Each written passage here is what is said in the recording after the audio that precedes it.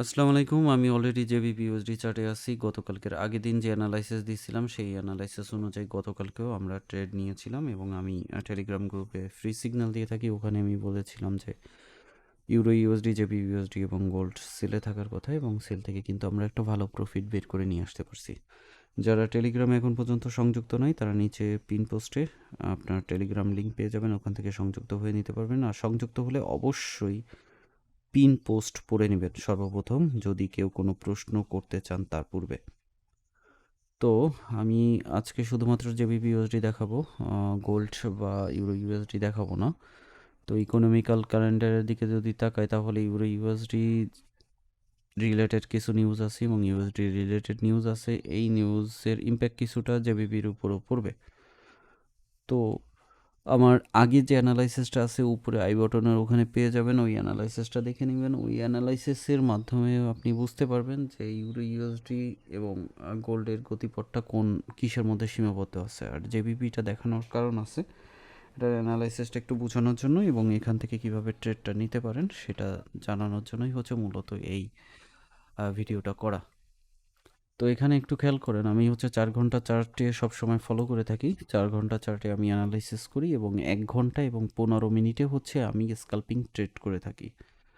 এর মাঝে বলছিলাম যে স্কাল্পিংয়ের জন্য আমি ভিডিও তৈরি করে দেব, এটা একটু সময় লাগবে।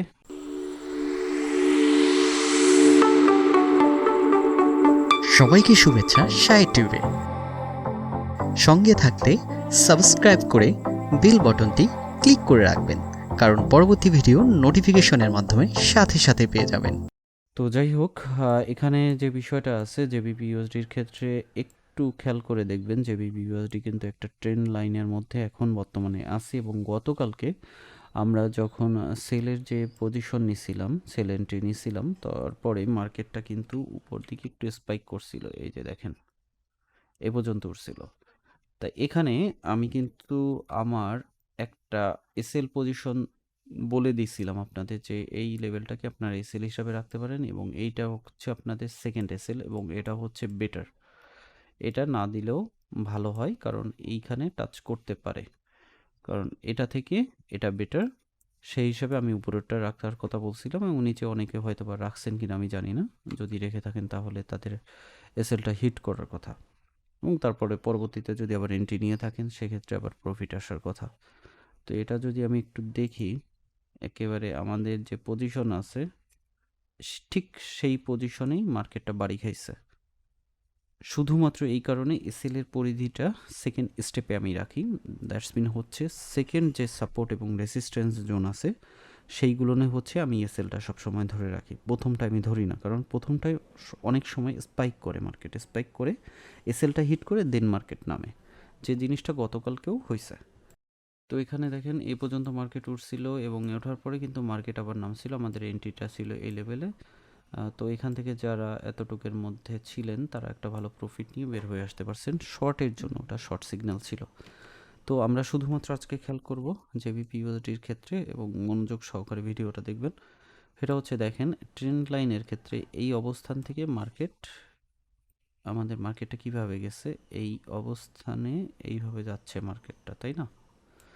তো এই অবস্থায় আমাদের ট্রেন্ড লাইনে এই জায়গা থেকে 3বার, এখানে একবার, এখানে একবার এবং নিচ থেকে যদি ধরি এই লেভেলগুলোর মার্কেট টাচ করে কিন্তু মার্কেট আবার উপরের দিকে উঠছে এবং এখন পর্যন্ত মার্কেট একটু আপের দিকে টার্ন আসে। এখান থেকে ফল করে নাই, এ পর্যন্ত ফল করে নাই, কিন্তু এখান থেকে আবার রিভার্স করে উঠে গেছে এবং এই এরিয়ার মধ্যেই কিন্তু মার্কেট এভাবে যাচ্ছে। তো সেই হিসাবে আপনাদের ধরেই নিতে হবে মার্কেট এখন জেবিপিইউএসডি ট্রেন্ড লাইনে আছে এবং আপ ট্রেন্ডে আছে, আমরা আপাত দৃষ্টিতে ধরে নিলাম। সেক্ষেত্রে এখান থেকে আমাদের এন্ট্রি লেভেলটা কি হতে পারে, আমরা এটাকে যদি একটু ছোট করি,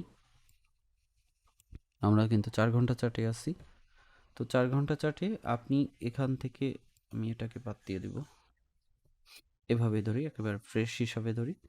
এখান থেকেও যদি আপনি সেল এন্ট্রি নেন এখান থেকে, তাহলে আপনি এতটুক পর্যন্ত একটা প্রফিট নিয়ে নিতে পারবেন আশা করা যায় এবং এখান থেকে কিন্তু মার্কেট আবার দেখা যাবে আপের দিকে যাওয়ার সম্ভাবনা আছে এবং আমরা যদি ধরেই নিই এইটাকে, এই ট্রেন্ডটাকে যদি ফলো করে মার্কেট, তাহলে এভাবেই করে উপরের দিকে ধাবিত হবে। সেই ক্ষেত্রে সবচাইতে পজিটিভ যে জিনিসটা হয়ে থাকে বা পজিটিভ দিক আমরা যদি ধরি, তাহলে আমরা কোনো সময় সেল এন্ট্রিতে থাকবো না, যেহেতু ট্রেন্ড লাইন আমাদের বলতেছে যে মার্কেট আপ ট্রেন্ড। সো আমাদের সেল এন্ট্রি না নেওয়াটাই হচ্ছে বুদ্ধিমানের কাজ হবে। সেই ক্ষেত্রে আমরা কি করব, ওয়েট করতে পারি। এই লেভেলে যখন আমরা মার্কেটকে পাচ্ছি বা এই লেভেলে পাচ্ছি বা এই লেভেলে পাচ্ছি বা এই লেভেলে পাচ্ছি, তখন আমরা কি করব, একটা বাই নেব এবং আমাদের এসএল পজিশনটা থাকবে কোথায় এবং টিপি পজিশনটা থাকবে কোথায় সেটাও আমাদের বুঝতে হবে। তো এখান থেকে যদি আমরা বাই নিই, তাহলে আমাদের প্রথম যে টিপি পজিশন সেটা আমরা এই লেভেলটা ধরতে পারি, কারণ এখানে দেখেন একটা রেসিস্ট্যান্স জোনের লাইন আঁকা আছে এবং সেকেন্ড রেসিস্ট্যান্স জোনের লাইন হচ্ছে এইটা। তো এখানে আমরা টিপি 1 টিপি 2 এভাবে ধরে নিতে পারি এবং এখানে দেখেন আর একটা লাইন আছে টিপি 3। তো এখানে আমরা টিপি 3 ধরে নিতে পারি। তো এই যে চার্টগুলো আছে, এই চার্টের যে সাপোর্ট জোন, রেসিস্ট্যান্স জোন, এই জোনগুলোর মধ্যে উপরের যে জোনটা দেখতেছেন এটা একটা স্ট্রং জোন এতটুকের মধ্যে, এবং এখানে কিন্তু একটা স্ট্রং জোন এতটুকের মধ্যে। নিচে এই যে সাপোর্ট জোন এটা কিন্তু এতটুকের মধ্যে স্ট্রং জোন এবং এতটুকের মধ্যে স্ট্রং জোন। তো এই জোনগুলো হচ্ছে মূলত আমাদের বড় স্ট্রং জোন, যেখান থেকে মার্কেট ব্রেক করতে পারে, মার্কেট আপেও যাইতে পারে, সেলের দিকেও যাইতে পারে। মনোযোগ সহকারে ভিডিওটা দেখবেন, স্কিপ না করে, তাহলে জিনিসগুলো বুঝতে পারবেন, নিজেরটা নিজে করতে পারবেন, কারো উপর ধর্না ধরা লাগবে না। আপনাদের সমস্যা হচ্ছে আপনারা মনোযোগ সহকারে ভিডিওগুলো দেখেন না। যদি মনোযোগ সহকারে দেখেন, যেভাবে বুঝাই, যেভাবে জানাই, এইটা দেখার পরে নিজেরটা নিজেই করতে পারেন, কারো ধর্না ধরা লাগে না বা কারো উপর ডিপেন্ডেন্ট হওয়া লাগে না। সমস্যা হচ্ছে কি, বেশি পাকনামি করে স্কিপ করে করে চলে যান, পরবর্তীতে বাস খান। সিম্পল জিনিস, সিম্পল ফান্ডা, আর কোনো কিছুই না। সিম্পলভাবে নেবেন ফরেক্সটাকে, সিম্পলভাবে আপনি প্রফিট করে বেরোয় আসতে পারবেন। বাট আপনি যতই হাবি জুবি হ্যান ত্যান পেঁচাবেন, জড়াবেন, ততই আরও ভেজালে পড়ে যাবেন। এবার দেখেন এই যে লাইনগুলো আমি আঁকছি হচ্ছে 1 ঘন্টার চার্টে যাওয়ার পরে যেসব পজিশন থেকে মার্কেট আপ হয়েছে, ডাউন হয়েছে, সেই সব পজিশন থেকে আমার লাইনগুলো আঁকা। তো এইটা হচ্ছে জাস্ট এখানে এসে একটা ধাক্কা খাবে, সেই হিসাবে আমি ধরে নিতে পারি। যারা স্কাল্পিং করবেন, ওই যে স্কাল্পিংয়ের আমি বলছিলাম ভিডিও দিব এগুলো দেখতে পারবেন। বাট এই যে ভিডিওগুলো দিচ্ছে এইগুলোর মধ্যেই কিন্তু বইলে দিতেছি, ঘুরে ফিরে যে লাও সেই কদু হবে না, কিন্তু আমি কিন্তু বইলে যাচ্ছি। যারা ক্যাচ করতে পারতেছেন তারা তো বেটার, আর যারা ক্যাচ করতে পারতেছেন না তারা কী করবেন আল্লাহ জানে।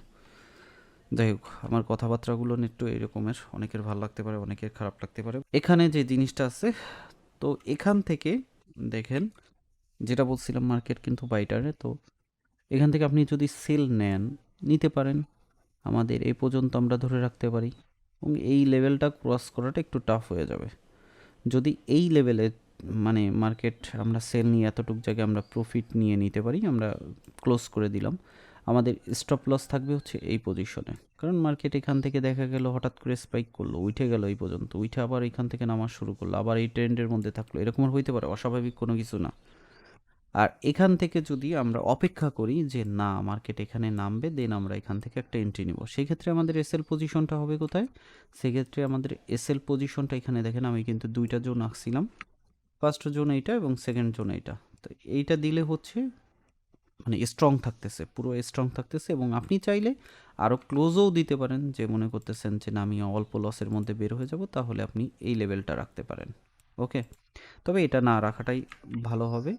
এটা না রাখে আপনি যদি সেকেন্ডটা রাখেন, তাহলে আপনার জন্য সবচাইতে বেটার হবে। তো আমরা হচ্ছে বাই ট্রেন্ডে থাকবো। এখান থেকেও যদি আমরা বাই ধরতে চাই ধরতে পারেন, এবং আমরা এসএলটা রাখবো এখানে। এখানে যদি নাইমা যায়, এই লেভেলটা আমরাও এন্ট্রি নিলাম বাইতে, এবং আমরা এসএলটা রাখলাম এখানে। এখন অনেকে করে থাকেন কি, এই সব জায়গা থেকে এসএলটা রাখেন হচ্ছে এই লেভেলে বা এই লেভেলের, এই লেভেলটা খুবই কমই রাখে। দেখা যায় কি এখানে বলতেছে কি ট্রেন্ড লাইন এরকমের, তো তাহলে আমার এই এসএলটা এখানে রাখবো বা এসএলটা এখানে রাখবো যদি আমি বাইতে থাকি। সেলে যদি থাকি তাহলে এসএল এখানে, নাইলে এসএল এখানে। এগুলো নিয়ে স্পাইক করে অনেক সময় হিট করে মার্কেট আপ ডাউনে চলে যায়।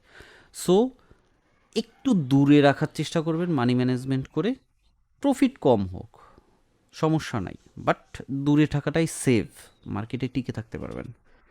তো আজকের দিনে আমরা যে জেবিপি ইউএসডিতে যদি এই লেভেলের মধ্যে যদি আমরা মার্কেটকে পেয়ে যাই, তাহলে আমরা এন্ট্রি নিব।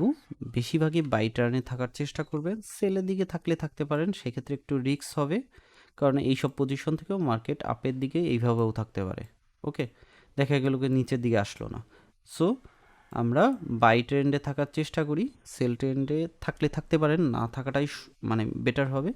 এখান থেকে আপনারা একটা বাই নিলেন, যদি মার্কেটকে আবার এই লেভেলগুলো নিয়ে পেয়ে যান, তাহলে আপনি আবার একটা বাই ধরতে পারেন। এবং আমাদের টিপিটা থাকতে পারে এই লেভেল, যেটা হচ্ছে 1.12223, 1.23476, 1.23620। আমি এখানে একটু মার্কও করে দিই। এবং আপনি যদি খেয়াল করেন, দেখবেন যে এই সব লেভেলে যা মার্কেট ধাক্কা খাচ্ছে এবং এই সব লেভেল থেকেই আপনার মার্কেটের মুভমেন্ট করতেছে।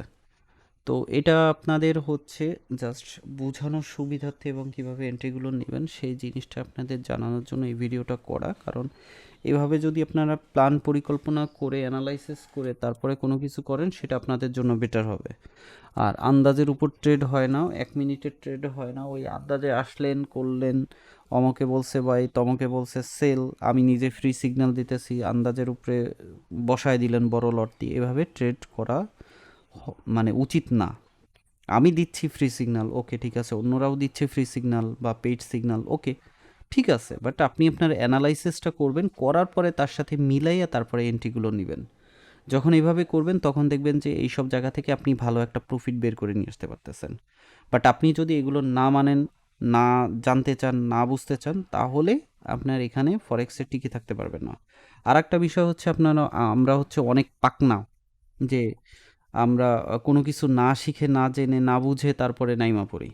অমুক ভাইতে দেখায় দিছে ফরেক্স থেকে লাখ লাখ টাকা ইনকাম করা যায়, তমুক ভাইতে বলতেছে যে ইনকাম করা যায়, বন্ধুতে বলতেছে ইনকাম করা যায়, আয় অ্যাকাউন্ট খুলে দিই, $1,000 ডিপোজিট কর, আমি তোরে সাপোর্ট দিব না, এরকমের করে অনেকে ঢুকে যাচ্ছেন, বাস খাইতেছেন, তারপরে হচ্ছে ফরেক্সটা মনে করতেছেন আয় হায় আমার গেল, এটা দিয়ে কোনো দিন প্রফিট করা সম্ভব না। সমস্যা হচ্ছে আপনার, তার না। কারণ আপনি এই জগৎটায় এইখানে কেন ইনভেস্টমেন্ট করতেছেন, কি কারণে ইনভেস্টমেন্ট করতেছেন, কেন এখানে আপনি ঢুকতেছেন, কিভাবে প্রফিট হয়, কিভাবে লস হয়, কিভাবে কি করতে হয় না করতে হয়, এই জিনিসগুলো না জানি না বুঝে আপনি মার্কেটে ঢুকে পড়তেছেন। সমস্যা এখানে আপনার, সমস্যা যারা আপনাকে আনতেছে তারা দেন না। অতএব শুধুমাত্র এই বিজনেস না, যে কোনো বিজনেস শুরু করার পূর্বে সেই বিজনেসটা সম্পর্কে ভালোভাবে জানতে হয়, বুঝতে হয়। তো ভালো থাকবেন, সুস্থ থাকবেন, আল্লাহ হাফেজ।